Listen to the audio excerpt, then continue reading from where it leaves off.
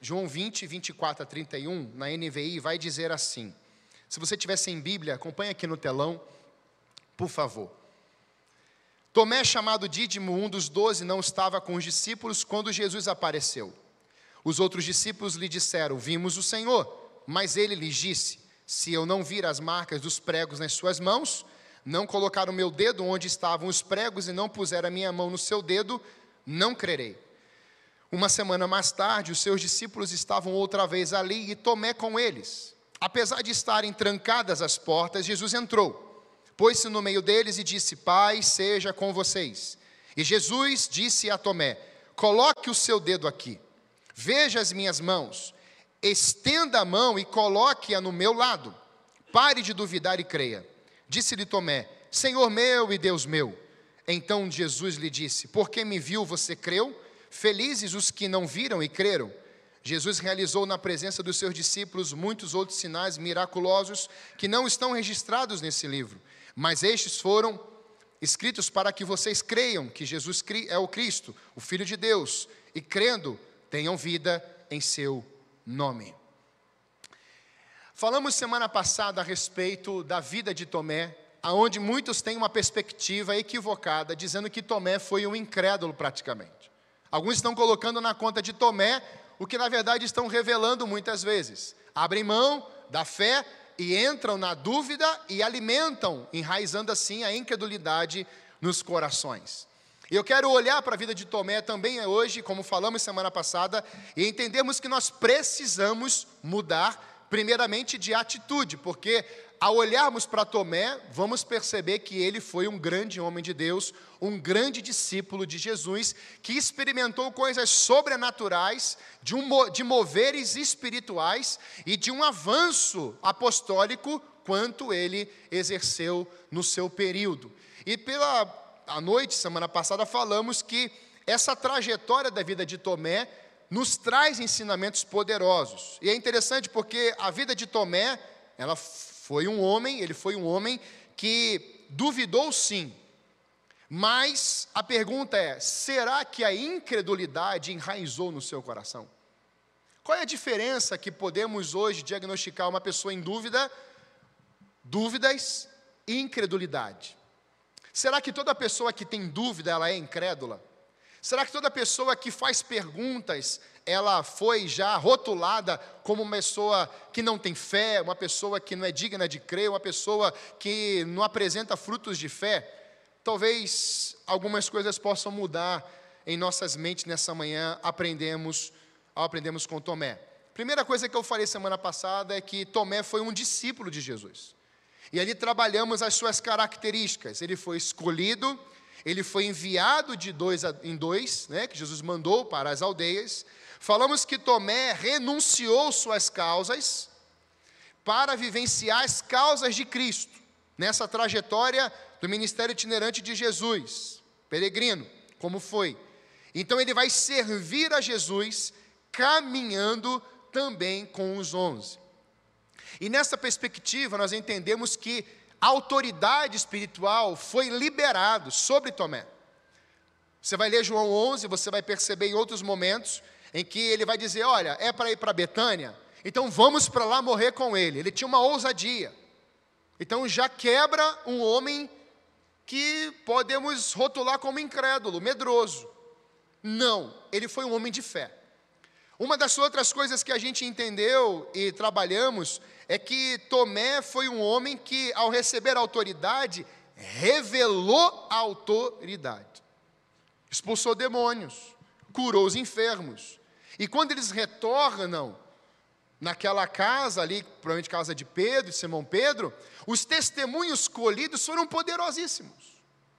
Então uma pessoa que talvez seja rotulada até hoje com essa marca, precisamos olhar numa outra dimensão, numa outra forma, de que ele foi chamado, ele foi escolhido, ele exerceu seu ministério, ele libertou pessoas, ele curou vidas, ele testemunhou e morreu pela causa da qual ele passou a seguir. É um homem diferenciado, foi um homem importante, um discípulo de Jesus Cristo. Falamos um pouquinho sobre aquilo que precisaria morrer em nós, que Jesus não quer curar, trabalhamos um pouquinho isso e fechamos no primeiro momento aqui, contando um pouco daquele vídeo do Jonathan Nehmer, onde ele trabalha o impacto que ele teve, comediante, e ele vai para a Coreia do Sul, e lá na Coreia do Sul ele tem um encontro com vários líderes mundiais, mais de 5.000 líderes mundiais na Coreia do Sul, trabalhando a visão missionária, com missões, impactos, e ele conversa com algumas pessoas ali, e ele é tomado de um quebrantamento, onde alguns missionários poderiam começar a dizer para ele assim: olha, Jonathan, eu não sei se eu estarei vivo para voltar aqui. Eu não sei, quando eu voltar agora para a aldeia, que Deus me chamou para ser missionário, eu não sei se eu vou poder viver muito tempo, porque a coisa lá está feia. E ali ele começa a ser tomado pela causa original, ou a causa principal de Jesus em sua vida. Um comediante chorando horrores, porque estava entendendo causas do Espírito na vida de pessoas, e porque eles falaram, porque eles estavam ali compartilhando naquele ambiente, esse homem foi tomado de um quebrantamento. E eu quero crer em nome de Jesus, irmãos, há um realinhamento para as nossas vidas nesses dias, para vivenciarmos dentro das causas de Cristo. Você crê nisso? Deus tem causas. E Deus tem direcionamentos para a igreja vivenciar dentro dessas causas. Esse é o fundamento que nós temos que agarrar como família de Deus. Olhar para a vida de Tomé, podemos perceber que ele duvidou sim, mas eu não quero olhar para ele como um incrédulo hoje. Por isso, seja discípulo, abra mão das suas causas, e juntos nós podemos vivenciar essa causa do Senhor nesses dias. Quantos desejam vivenciar a causa de Deus nesses dias aqui hoje? Amém? Glória a Deus. A segunda coisa que nós vamos trabalhar, o segundo ponto, dentro dessa pergunta, será que Tomé foi um homem que duvidou e chegou a enraizar incredulidade em seu coração? Você está anotando aí? Tomé foi um discípulo que desejava conhecer o caminho. Tomé foi discípulo, mas agora Tomé é um discípulo que desejou, ou que deseja conhecer o caminho. E como é bom nós sabermos para onde nós estamos andando. Uma pessoa sem rumo, uma pessoa sem visão, uma pessoa sem direção, uma pessoa sem perspectiva, qualquer coisa vale. Uma pessoa extremamente carente emocionalmente, carência de afeto, um sentimento, pessoas que têm carência, crise na sua identidade, são pessoas carentes. Eu tenho uma carência, eu sou muito assim, preciso disso, e a pessoa, e ela vai, às vezes, alimentando até aquilo que ela não poderia alimentar. Então ela recebe, o que doar, o que der para ela, ela recebe, até o que não presta. Então muitas pessoas estão alimentando alguns tipos de comidas, alimentos, porque estão necessitados pela carência. E a carência é um governo que mata. A carência, ela elimina propósitos. E isso aqui, irmãos, precisa ser uma verdade em nós hoje.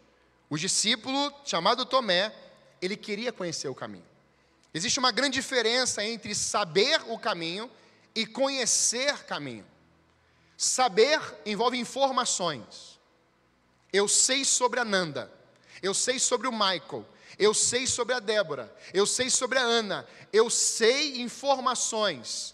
Essa pessoa mora na rua tal, ela gosta de comer isso aqui, ela tem cabelo liso, ela tem cabelo cheio, ela tem cabelinho encaracolado, ela é uma pessoa assim, eu sei sobre ela, tenho um certo saber. Agora, conhecer é dentro, conhecer é íntimo, conhecer sai do campo do estereótipo, e aí você começa a trazer o que está dentro para fora. Como você está, aonde você nasceu, qual o nome dos seus pais, fale-me sobre a sua história. Isso é conhecer, não é só saber, é profundidade, tem mais um pouquinho de raiz aí. Saber, irmãos, é ter a informação adquirida. Eu sei que a igreja é nesse endereço. Quando ela entra aqui e ela começa a congregar, a participar, ela começa a vivenciar o espírito do pertencimento, ela começa a conhecer pessoas. E é no conhecer pessoas que nós vamos enraizando, entrelaçando, tendo algumas químicas opostas, outras atraentes, e vai ficando tudo certo. Por quê? Porque o Espírito Santo que está aí, que está aqui, vai trabalhando em nós, nos aperfeiçoando, alcançando degrau a degrau a estatura do varão perfeito, Cristo. Isso é obra dele. Então, o conhecer, ele é muito mais profundo do que o saber. Agora, olha que interessante. Conhecer tem a ver com experiência própria. É a intimidade buscada, revelada e praticada. Vou repetir isso aqui. Conhecer tem a ver com experiência própria. Eu conheci, eu vi, eu cheguei, eu presenciei, eu estou vendo, eu estou apalpando, eu estou ouvindo. É comigo o negócio. Quando eu contei aqui a experiência da música da Letícia, você ficou assim, meu Deus, que coisa. Mas foi a experiência que eu tive, a experiência que ela teve, que ela comentou com o Mateus, e de repente veio para a banda, e de repente isso foi o quê? Espalhando.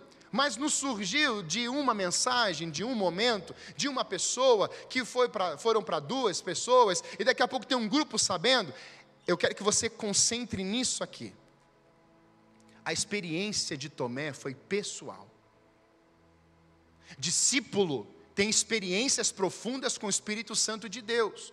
Multidões querem vivenciar muitas vezes experiências dos outros. E Deus quer te dar experiência. Deus quer que você tenha experiência com Ele, que você cresça com Ele, que você o absorva, que você desenvolva, que você seja aperfeiçoado, que você seja lapidado, que os frutos aconteçam naturalmente. Por quê? Porque você entendeu de ter um conhecer dEle. Isso é tão importante na nossa vida, porque isso envolve o conhecer com uma vivência. Eu conheço a minha família, porque eu convivo com ela. Convivência é muito diferente de frequentar. Você frequenta a padaria, panificadora, você frequenta a drogaria, você frequenta alguns lugares. Pertencimento é conhecimento, é entrelaçamento. Por isso que um cordão de 3 dobras não se rompe.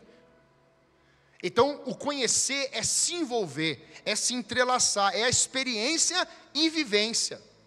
Você vai lembrar do seu namorado, quando você conheceu essa bênção.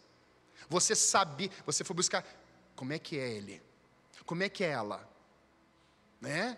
Aí você foi conhecer, saiu, gostos, você foi tendo uma percepção de algumas coisas, e alguma coisa que você ouviu assim, meu Deus, isso aqui não é para mim não, tem que mudar. Conhecer é uma coisa, saber é outra. Chega um tempo você casa, agora você o conhece intimamente, outro nível. Daqui a pouco tem mais conhecimento, e isso já começa a transbordar para os lados, porque daí vem um filho, vem um sobrinho. Então, aquilo que era só o saber, o primeiro momento, tem homem, né? Alguns jovens me falam assim, pastor, vai lá no Instagram, dá uma espiadinha, dá uma olhada. Não, tem gente que já chega chegando, ô gata aí, tô afim. Não tem, é assim, sabe? Tudo bem, a Débora comigo foi assim, amor, te amo, vamos casar. Não foi tão assim, né? Não foi nada assim. Essa voz aí está repreendida que falou isso agora. Mas às vezes nós entramos nesse complexo, né? Ah não, eu tenho que chegar, porque eu já tenho que eliminar logo, porque eu não posso perder tempo. Ô meu filho, tem que ter química. Olhou, não brilhou, sai fora. Porque é para viver para a vida toda. Glória a Deus, irmãos. Amém, não tão amém, né, irmãos? Mas na original não é assim? Até que a morte os separe. O que Deus uniu não pode separar o homem. Aí, né? Já não faz mais como antigamente. Já não tem mais, então a gente descarta. Não, não é assim. Você conheceu. Você teve intimidade. Agora, irmão, luta até o final, porque o fim das coisas é o melhor que o começo. Diga amém, igreja. É tudo uma questão de ótica. Já estou com essa pessoa há 14 anos. Não fale 14 anos. Fala assim, meu Deus, quantos anos eu anseio viver contigo. Muitos e muitos e muitos. Porque daí fica nesse negócio assim. Foi romântico agora? Nem mandei o recado, hein? Porque a gente vai assim, 7 anos, crise dos 7. Aí a experiência do outro foi tão frustrante que ele já começa a falar para você, com 7 anos, vou te falar o que vai pifar na tua casa, micro-ondas, geladeira. Irmão, sai de ré, irmão, está repreendido em nome de Jesus. O que deu errado na tua casa não precisa dar errado na minha não. Amém, irmãos? Porque a gente fica nessa utopia. Como é que foi lá, hein? A crise dos 7. Amor, tem crise dos 7. Aí tem crise dos 8. Tem a crise dos 8. A crise do primeiro filho. A crise do segundo filho. A crise. Tudo é crise. Você tem que rever suas amizades. Então, conhecer é ter experiência, é se aprofundar, sim. E essa vivência faz parte da caminhada. Conhecer tem a ver com ir naquele caminho com frequência. Você ouviu isso aqui do Alexandre? Irmãos, há uma frequência. Eu já falei aqui da Baleia 52. Frequência. Depois você pesquisa lá no Google. Baleia 52, a frequência. Às vezes nós destoamos da frequência do filho. Destoamos da frequência da esposa. Destoamos da frequência do marido. Meu Deus do céu, eu amava ver futebol assim, quarta-feira, 9h45 da noite, era um evento para mim. Pegava ali um sanduíche, uma pipoca, alguma coisa, sentava, jogo do Vascão. Glória a Deus. E estou lá assistindo. Você acha que ela ficava passando na frente da televisão? Casa de orações já, que não sei o quê. Meu irmão, ela me ajudava. Frequência. Eu estava lá, daqui a pouco, eu já estou vendo já o sofá limpo, o ambiente preparado, porque ela sabia que ali era o meu deleite também, no meu momento de prazer, o meu hobby. Hoje não tem mais nada disso. Somos nós. Esse time que às vezes me dá uma dor de cabeça de não sei outra coisa. Mas por que isso? Conhecer, saber. Aí o marido está lá se preparando, a mulher fala assim, viu, tem que pintar aquela laje, viu, tem que fazer aquela obra ali, está desconectada da frequência do seu esposo. A mulher tem necessidades fisiológicas, emocionais, espirituais, emocionais, mas o homem está tão desconectado dessas necessidades, que ele está numa frequência para o norte, ela está para o sul. Ela tem TPM, homem, e vai ficar isso até ela morrer. O marido, mulher, se preocupa com a questão da verba, recursos, proteção. Não adianta ficar falando assim, você não reparou que eu peguei o esmalte e pintei entre os azulejos. Ele não vai ver isso, meu amor, não vai. Mas se você pintar o cabelo e não ver, desce a lenha. Conhecer, perceber. A Débora pinta a unha, a Débora faz alguma coisa, bota um brinco, eu falei assim, tem cor diferente, tá aqui. Desde quando eu namorava com ela, você repara até minhas unhas, tudo. Conhecimento, irmãozinho, isso aqui é verdade para você. Quem conhece, honra. Se você não conhece a sua esposa e você está maltratando ela ou seu marido, você não conhece. Porque a Bíblia diz que quando o homem foi levantado para cuidar da sua esposa, ele deve amar a sua esposa como Cristo amou a...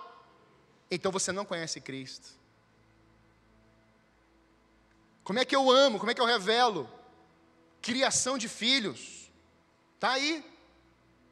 O que o seu filho faz, onde o seu filho anda, com quem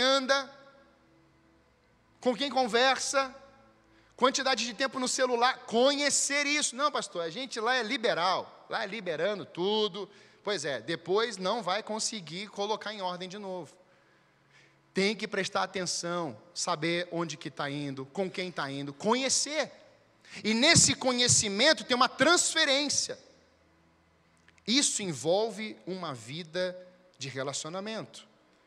E aí eu poderia dizer para você, João 14:1, a partir do verso 5, disse Tomé: Senhor, não sabemos para onde vais, como então podemos saber o caminho? Veja, ele está preocupado com o caminho. Ele é discípulo, então ele quer conhecer o caminho. Olha quem faz a pergunta aqui, meu amado.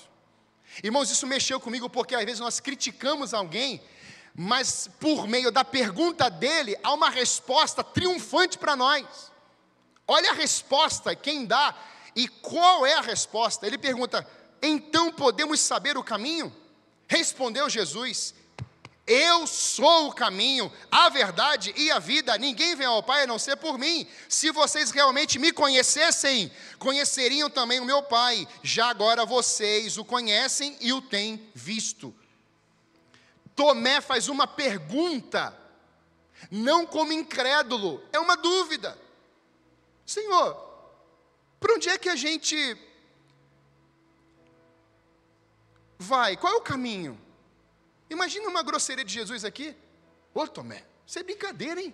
Você não sabe que eu sou o caminho? Você não sabe disso? Não, Jesus fala assim: eu sou o caminho. Ele respondendo Jesus: sou eu, Tomé. E é a partir desse momento, irmãos, que a gente começa a perceber aquilo que é andar e aquilo que é se envolver.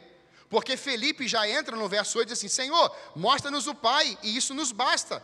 Jesus respondeu: você não me conhece, Felipe, mesmo depois de eu ter estado com vocês todos esses anos?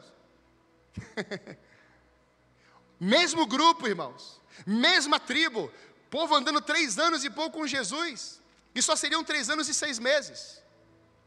Um grupo está conhecendo, outro grupo está sabendo, um grupo está informado, outro grupo quer intimidade, uma parcela está querendo subir um monte e querer morar lá e esticar a tenda, outro povo diz assim: Senhor, temos que evangelizar. Um grupo tem dúvida, outro grupo não tem dúvida, ou seja, no meio disso tudo é uma igreja. E como é que reagimos diante disso? Mostrando que há um caminho. Ser discípulo tem um caminho, e esse caminho é caminho de uma busca, de um conhecimento mais profundo nele. Por isso que no início do ministério, em Lucas 5, Jesus fala assim: ei, vão sair da praia aqui, vamos para as águas mais profundas, vamos sair do raso. Porque no raso tem muita discussão, no raso tem muita coisa estranha, no raso o povo vem aqui, a multidão, mas quem vai no profundo conhece, quem conhece experimenta, quem experimenta revela, e quem revela tem frutos para a honra e glória do nosso Deus. Isso precisa ser uma marca em nós hoje, essa verdade de conhecer quem perguntou. Sabe por que você sabe quem respondeu: eu sou o caminho, a verdade e a vida? Porque Tomé perguntou. Se vocês realmente me conhecessem, conheceriam também o meu Pai. E aqui, irmãos, eu queria só dizer para você que o Filho de Deus, o discípulo, ele é guiado na verdade. Por isso que é o caminho, a verdade e a vida. É interessante porque Jesus, sendo esse caminho, ele leva esses discípulos a experimentarem coisas tremendas na sua jornada de fé. Agora deixa eu te fazer uma pergunta aqui. Se Deus te direcionasse a um caminho, agora, um caminho, que é nele, você abriria mão da sua causa?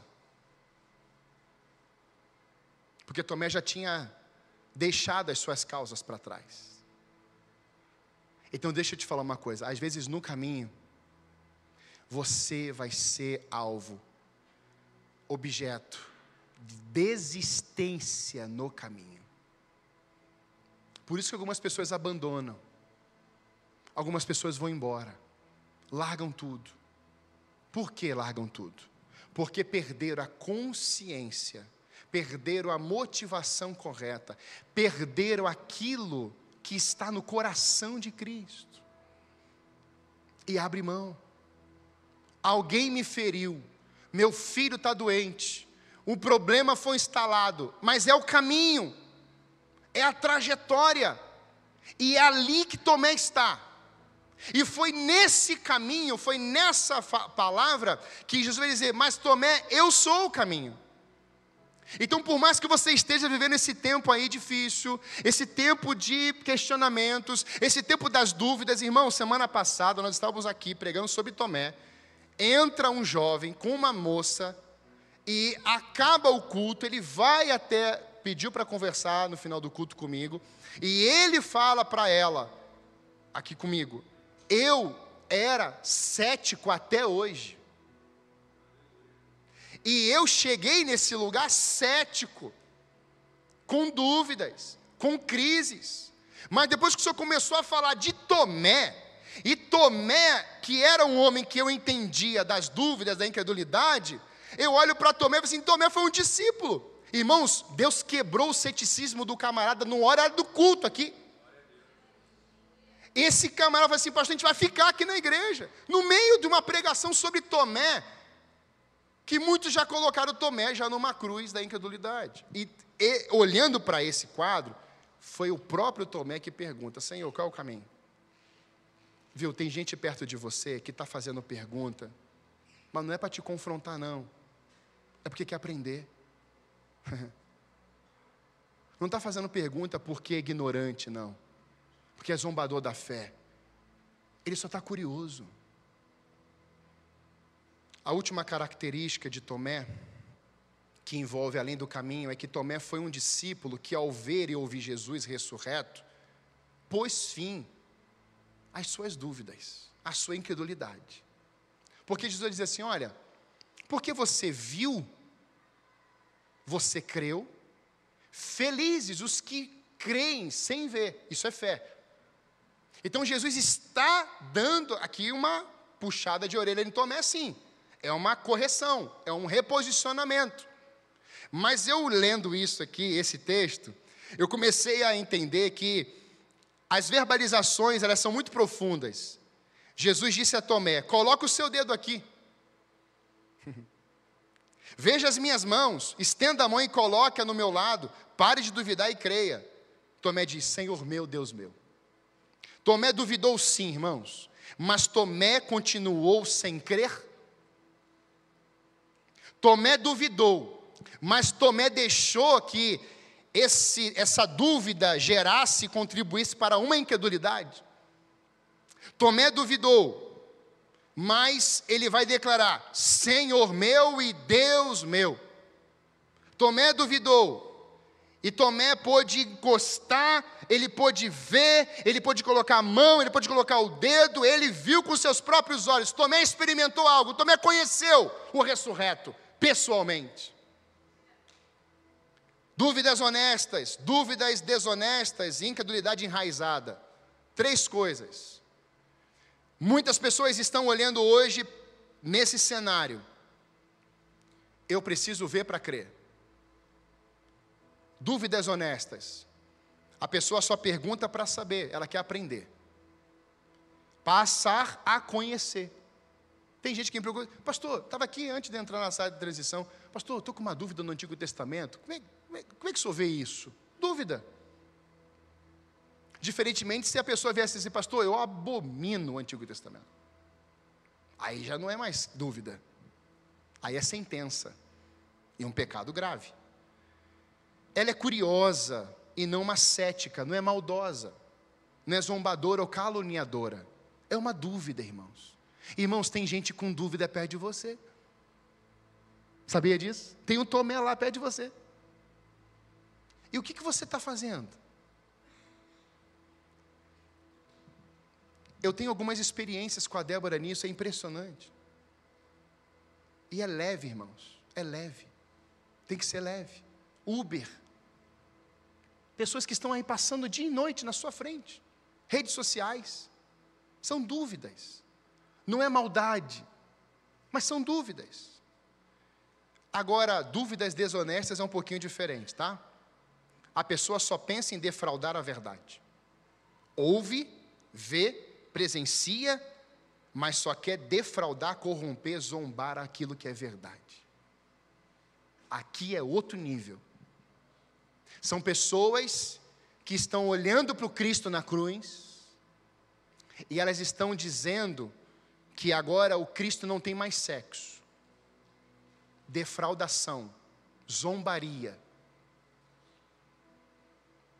E sabe, irmãos, isso é muito grave, porque não é a dúvida honesta, é a dúvida desonesta. Essas pessoas sabem quem foi Jesus. Incredulidade enraizada já é um pouco mais profundo. Envolve não aceitar que o próprio Deus falou. Eu nego. Eva, Deus diz, não coma, certamente não morrerás. Incredulidade. Creu e comeu e pecou. Então, incredulidade é oposição à fé. Dúvida honesta é um caminho aberto para aprender e desenvolver. Dúvida desonesta é uma blasfêmia, uma ignorância, é um bloqueio, é uma defraudação à verdade. Como povo de Deus, eu sei que, obviamente, aqui nós temos pessoas que podem ter dúvidas honestas. Não vai ter dúvidas desonestas e nem incredulidade. Amém, igreja? Amém. Agora, pode acontecer de pessoas entrarem aqui com dúvidas honestas. Como é que eu faço isso, pastor? Eu tenho que ser batizado, pastor? Ela não está criticando o batismo, ela só está perguntando. É um processo. A fé diz, avança. A incredulidade diz, volte. Não enfrente. Não vivencie isso. E quando que prejudica ainda mais? Qual é o fruto da incredulidade? Zacarias estava lá, ficou mudo. Deus manda o anjo fala, ele não creu. E ele diz, enquanto você não ver esse menino nascer, você não vai falar. Então o espírito que aprisiona pessoas na incredulidade, como consequência, é ela não falar, ser mudo. A incredulidade come a tua língua. Por isso que tem muitas pessoas que vencem a incredulidade com a fé, dizem assim, Senhor, me dê uma experiência. Senhor, fala comigo. Irmãos, quantos já entraram aqui nesse lugar, em um culto, chegaram mal, desacreditados, falidos, sem esperança, sem perspectiva de vida.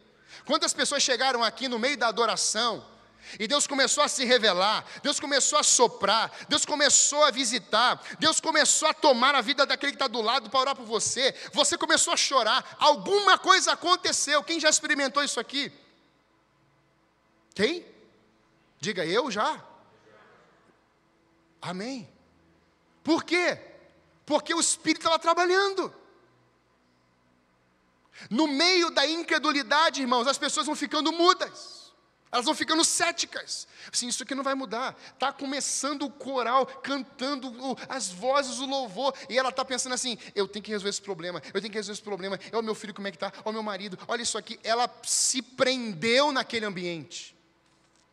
E aí no meio da adoração, de repente o Espírito Santo começa a soprar de um jeito. E você vai assim, meu Deus, o que eu estou sentindo?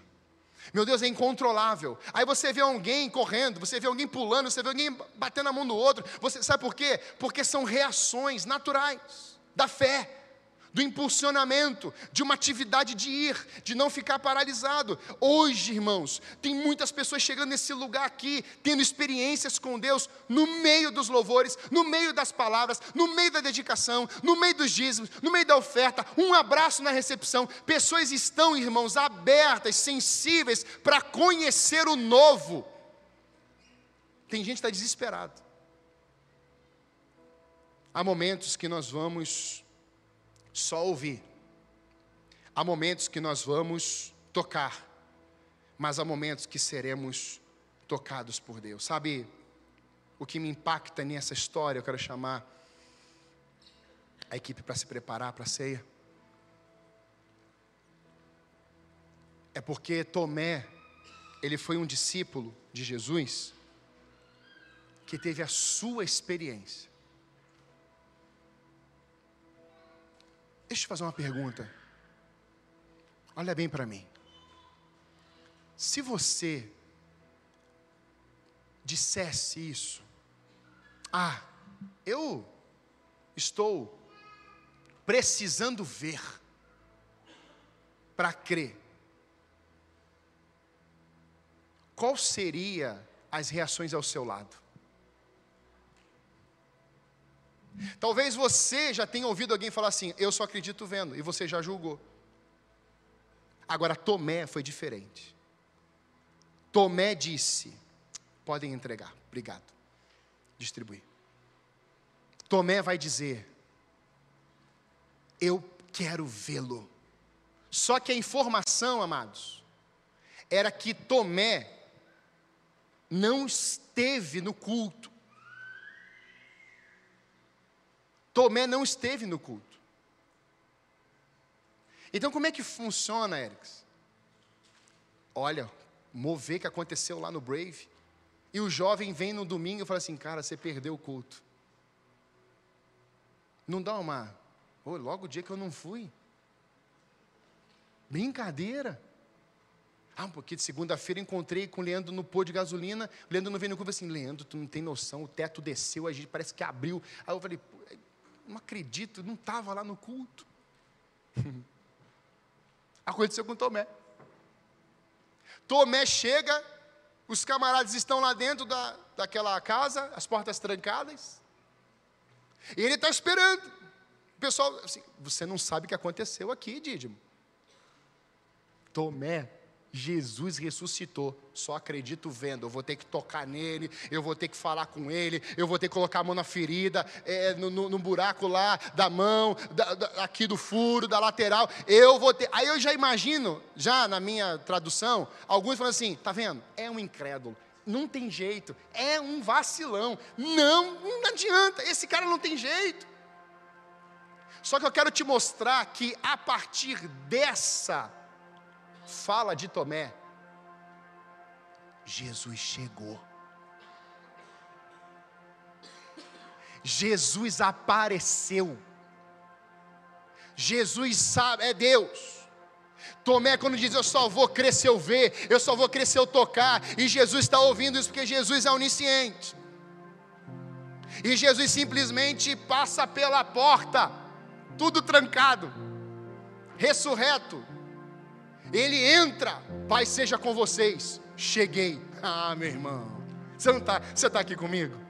Você imagina pessoas aqui hoje assim, pastor, eu estou numa crise de fé, pastor, eu só acredito vendo, eu só acredito falando, eu só acredito nisso, eu só acredito naquilo. Pois é, e Jesus chegou aqui hoje, sabe por quê? Porque Jesus Cristo não vai ressuscitar, Ele já ressuscitou dos mortos, irmãos. Você está no memorial de fé nessa manhã, não para ver literalmente Cristo, mas Tomé viu, e que bênção que ele viu. Mas eu quero te dizer que Tomé provocou algo naquele dia. Essa palavra, ela é perigosa, mas eu quero que você entenda isso. Tomé foi num nível de uma busca, porque ele queria ver o ressurreto. Ele não queria viver a experiência do Pedro, do Tiago, do João. Não. Vocês viram? Mas eu só acredito se eu ver. Ou seja, eu quero a minha experiência com o Eterno. Eu quero vê-lo. O meu foco é Ele. Eu deixei as redes, eu deixei tudo, eu estou seguindo Ele. Nós fomos pelas aldeias. Não é como se tivesse, não é justo não vê-lo. Só eu não estava aqui. Eu preciso vê-lo. Esse tem sido o nosso grito de desespero. Irmãos, eu peço a Deus uma experiência todo dia.